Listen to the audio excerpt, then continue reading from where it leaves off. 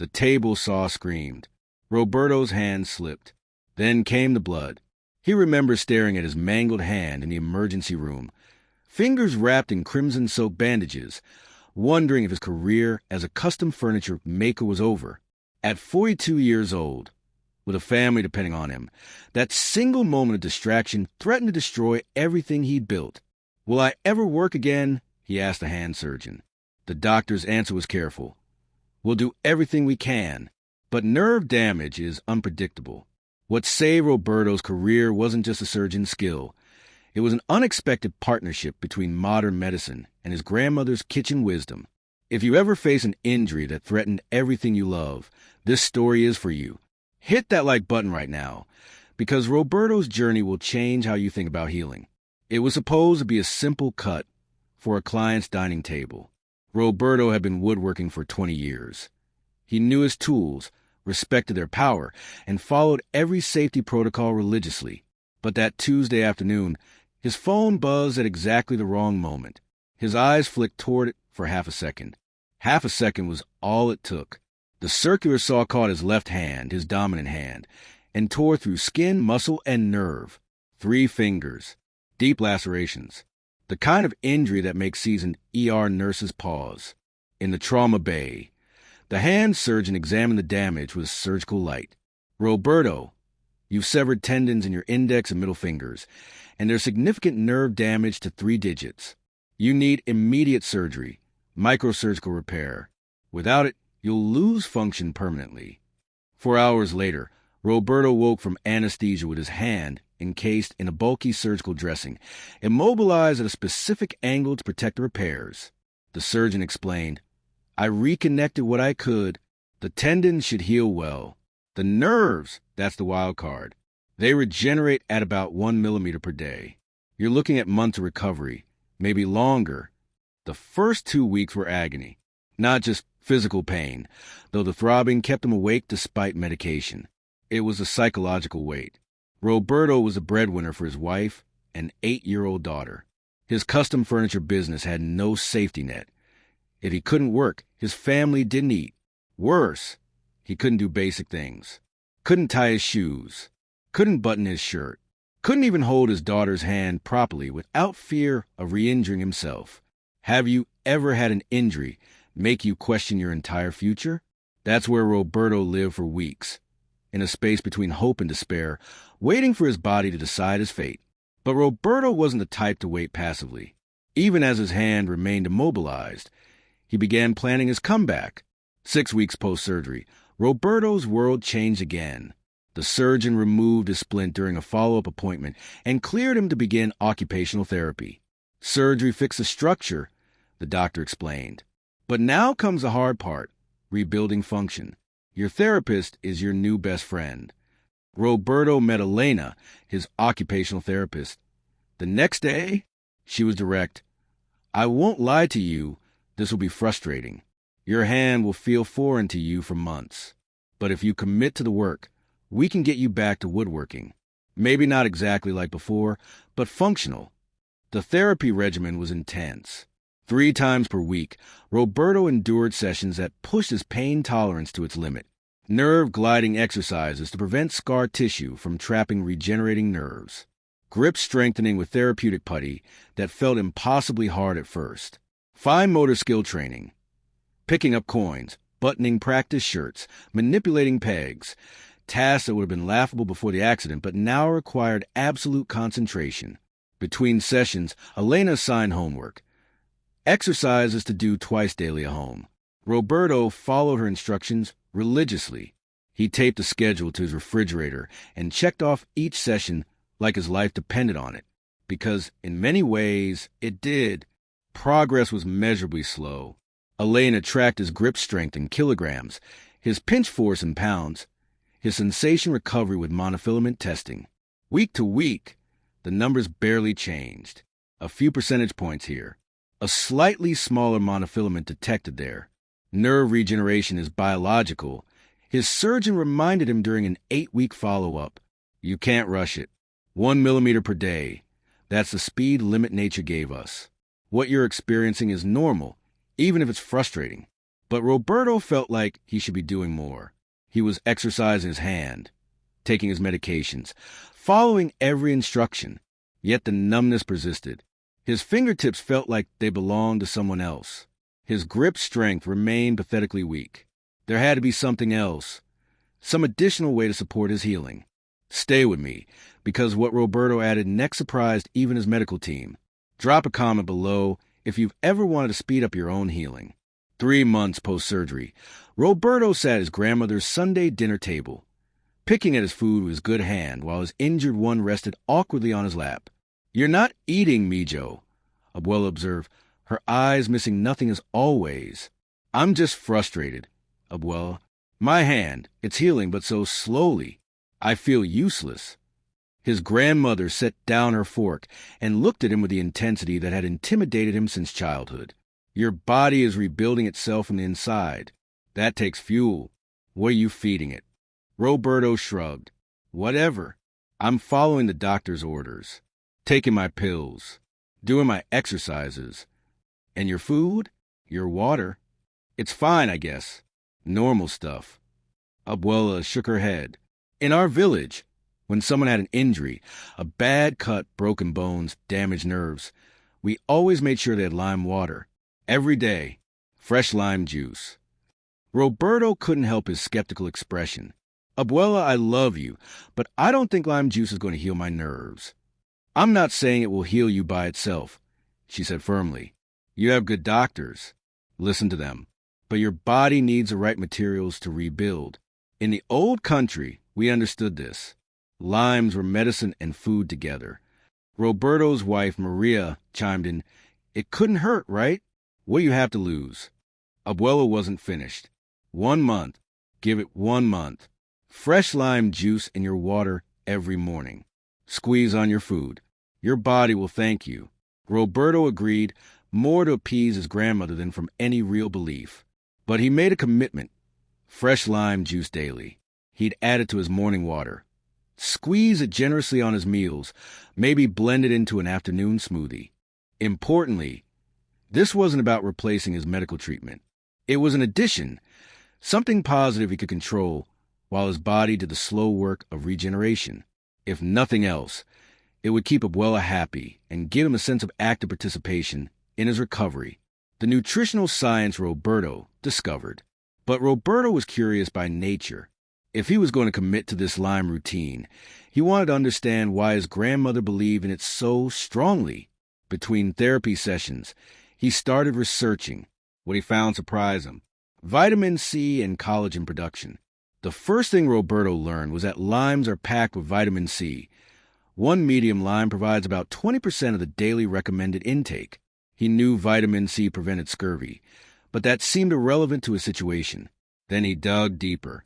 Vitamin C is absolutely essential for collagen synthesis, the process by which the body creates collagen proteins.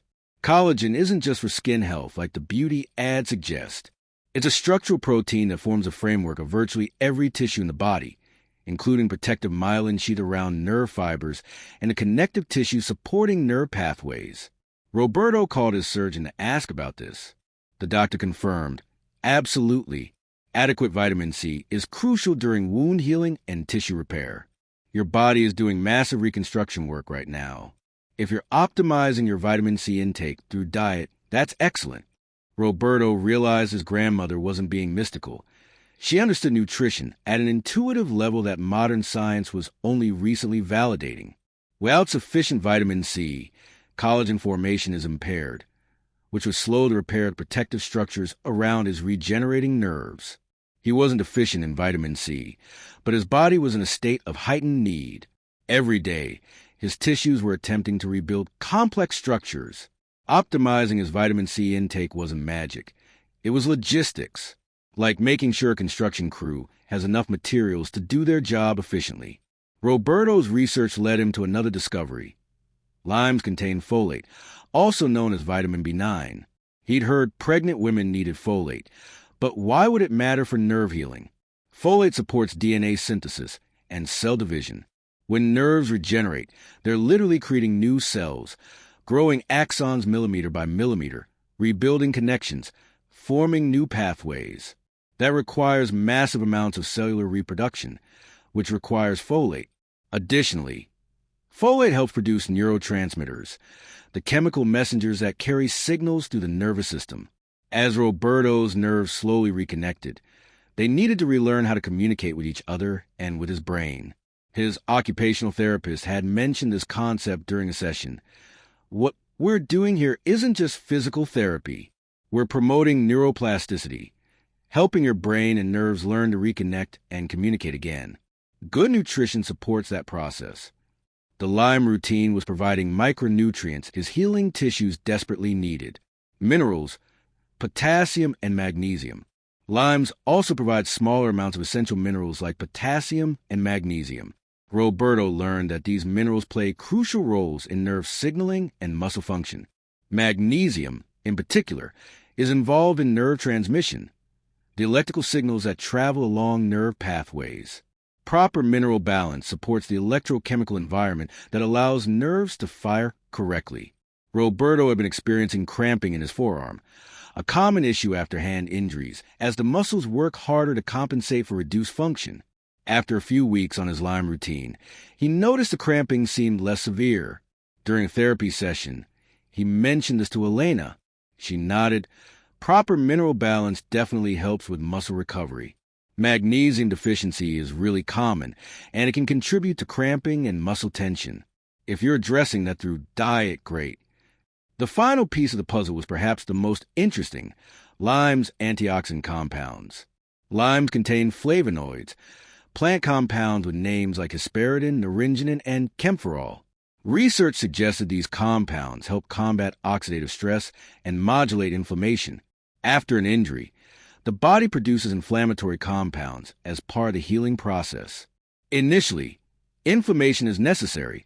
It brings immune cells to the injured area, clears damaged tissue, and initiates repair. But if inflammation becomes chronic, it can actually impede healing and cause additional tissue damage.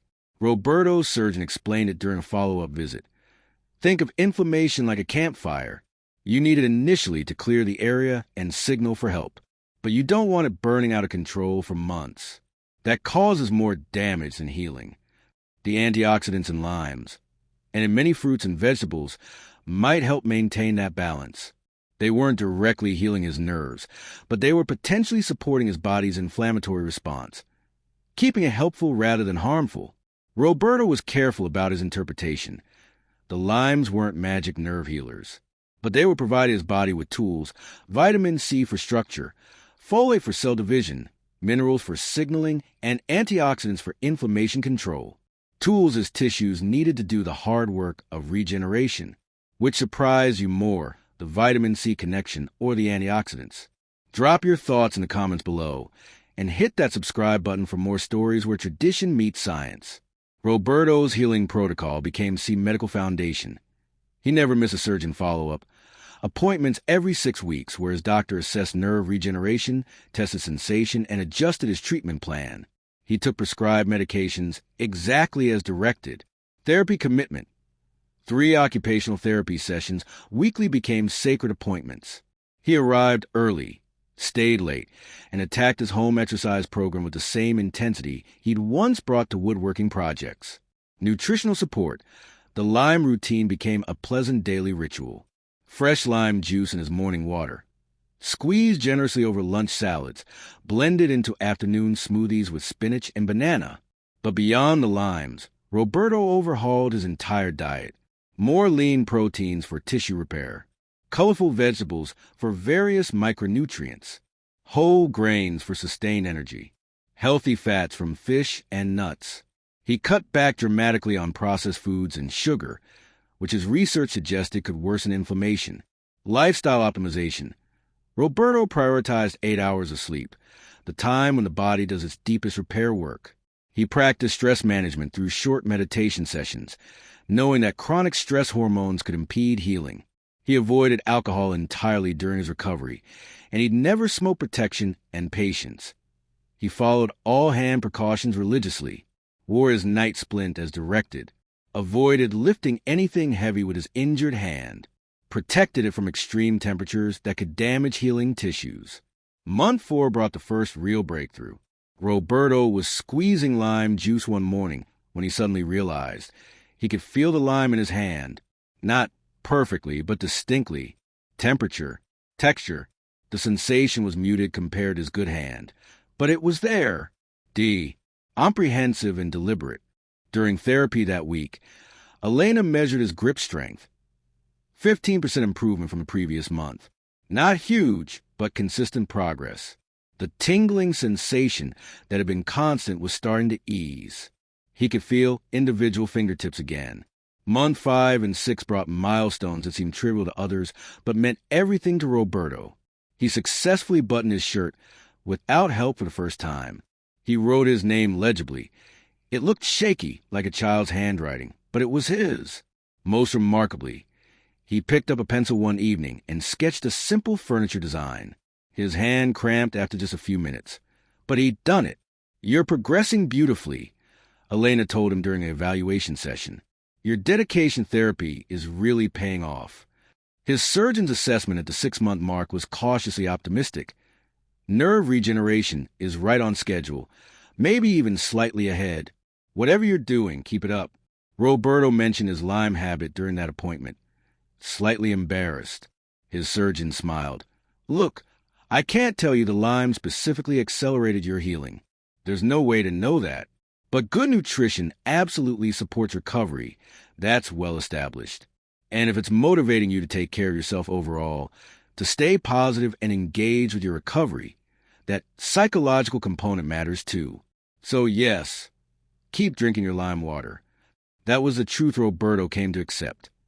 He would never know if the lime specifically made a difference, or if it was the surgery, the therapy, the overall nutrition, the sleep, the positive mindset, or simply time. Probably it was all of it together. A synergy of interventions supporting his body's natural healing capacity. But the limes had become something more than nutrition.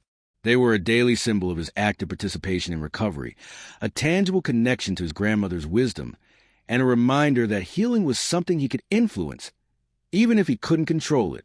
9 months after the accident, Roberto stood in his workshop again. The smell of fresh cut would fill his lungs. His left hand, scarred but functional, gripped a hand plane. He's regained about 80% of his pre-injury function. His surgeon considers this an excellent outcome for the severity of his injury. There are permanent changes, a small patch of numbness on his index fingertip that will likely never fully resolve. Reduced grip strength in cold weather, occasional aching when he overworks his hand. But he's building furniture again, creating, providing for his family, living his purpose. Roberto has become thoughtful about sharing his story. When other injured workers reach out to him through online support groups, he's careful about what he emphasizes. Medical care comes first, he always says. Period. The microsurgery saved my hand. The occupational therapy rebuilt my function. Without those, I'd be permanently disabled. Everything else, the nutrition, the limes, the lifestyle stuff, that supported the foundation. It didn't replace it. He also emphasizes, my grandmother's wisdom had real value. She understood that the body needs good fuel to heal. Modern science validates what traditional cultures knew intuitively. But cultural wisdom works best alongside modern medicine, not instead of it. Roberto still adds lime to his morning water, not as medicine anymore, but as a reminder that healing is a partnership between his body's innate regenerative capacity, modern medical expertise, evidence-based therapy, nutritional support, and the wisdom passed down through generations. His daughter sometimes helps him cut limes for his water now. He tells her stories about her great-grandmother, about how knowledge gets passed down, about how the best healing comes from respecting both what science knows and what our ancestors learned through centuries of experience. So what's the real lesson from Roberto's journey? Recovery from serious injury requires professional medical care, surgery when needed, expert rehabilitation, and time for biology to work. Nutrition can support that process powerfully, especially when your body is doing intensive repair work.